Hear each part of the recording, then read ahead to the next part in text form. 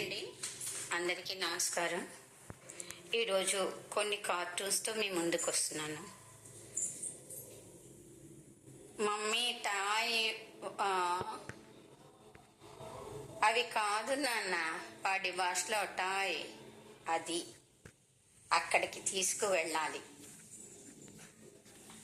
వంటింట్లో గిన్నెలు తోమకుండా ఉంచేసేవేమిటి గిరి? స్ట్రైక్ చేస్తున్నావా? అవును, కొత్త స్క్రబ్బర్ కొనిస్తేనే తోముతా.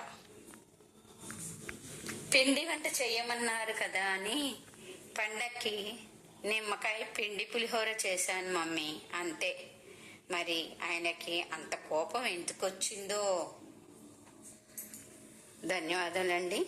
నా ఛానల్ లైక్ చేసి షేర్ చేసి సబ్స్క్రైబ్ చేయమని మిమ్మల్ని అందరినీ మరీ కోరుకుంటున్నానండి. ధన్యవాదాలు.